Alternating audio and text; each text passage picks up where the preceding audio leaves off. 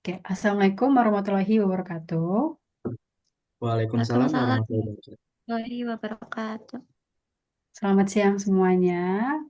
Kami dari grup 12 dan hari ini kami akan mempresentasikan tentang asesmen pembelajaran. Namun sebelumnya izinkan saya untuk memperkenalkan diri kami dulu. Saya Afni Wiranti. Saya Afifah Hania Zahra. Saya Linggar Irianto. Kami akan mulai presentasi pada hari ini. Dimulai dari Kak Afni, dipersilahkan. Terima kasih. Oke, saya akan memulai presentasi ini dengan pengertian asesmen pembelajaran. Jadi, asesmen di sini adalah proses pengumpulan dan pengolahan informasi untuk mengetahui kebutuhan belajar, perkembangan, dan juga pencapaian hasil belajar peserta didik, yang hasilnya kemudian digunakan sebagai bahan refleksi serta landasan untuk meningkatkan mutu pembelajaran. Next slide, please. Lalu poin kedua adalah prinsip asesmen. Prinsip asesmen di sini adalah pedoman dasar dalam pelaksanaan asesmen yang menekankan bahwa asesmen harus menjadi bagian integral dari proses pembelajaran itu sendiri. Asesmen tidak hanya berfungsi untuk menilai hasil belajar, tetapi juga untuk memberikan informasi yang menyeluruh atau holistik tentang perkembangan peserta didik.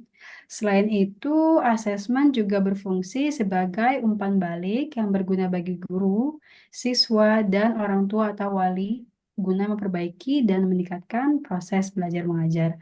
Slide selanjutnya akan dibacakan oleh teman saya. Silakan. Di sini ada konsep dan tujuan asesmen pembelajaran. Konsep konsep asesmen adalah asesmen pembelajaran atau proses untuk memberikan umpan balik yang bermanfaat bagi siswa dan pendidik mengenai jalannya proses belajar mengajar. Asesmen membantu mengukur pemahaman, keterampilan, sikap, dan kinerja siswa selama pembelajaran. Lalu ada tujuan asesmen. Yang pertama ada mengevaluasi kemajuan siswa dalam pembelajaran. Contohnya, guru memberikan ujian tengah semester untuk melihat seberapa besar pemahaman siswa terhadap materi yang telah dipelajari selama beberapa bulan. Yang kedua ada memberikan umpan balik yang konstruktif kepada siswa untuk memperbaiki performa belajar. Seperti setelah mengoreksi tugas esai, guru memberikan komentar di setiap bagian yang perlu diperbaiki dan memberikan saran untuk perbaikan dalam penulisan esai selanjutnya. Yang ketiga, menyediakan informasi bagi pendidik untuk merancang strategi pembelajaran yang lebih efektif. Contohnya, dari hasil tes diagnostik, guru menyadari bahwa banyak siswa belum memahami konsep dasar. Guru kemudian mengubah strategi pengajaran dengan memberikan lebih banyak contoh konkret dan latihan tambahan. Yang terakhir ada menilai pencapaian hasil belajar dan mengidentifikasi area yang perlu ditingkatkan.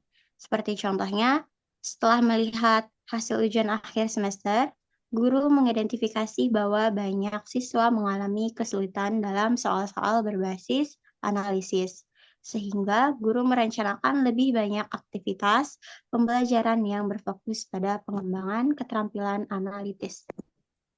Next. Lalu ada jenis-jenis assessment, assessment formatif. Dilakukan selama proses pembelajaran untuk memberikan umpan balik dan memperbaiki pembelajaran. Yang kedua ada assessment sumatif, dilakukan di akhir suatu periode pembelajaran untuk menilai pencapaian belajar siswa secara keseluruhan. Yang ketiga ada assessment diagnostik, dilakukan sebelum pembelajaran dimulai untuk mengidentifikasi pengetahuan awal siswa dan kesulitan yang mungkin dihadapi. Yang terakhir ada asesmen autentik, mengukur kemampuan siswa melalui tugas-tugas yang relevan dengan kehidupan nyata.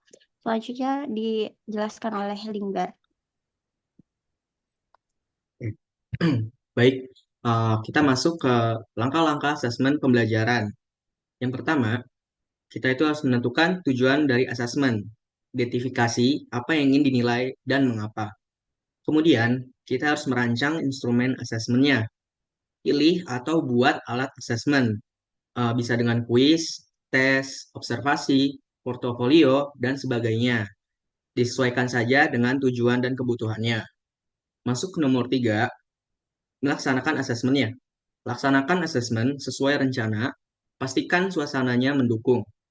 Selanjutnya, kumpulkan dan analisis data. Kumpulkan hasil asesmen dan analisis untuk melihat pencapaian siswa sejauh ini.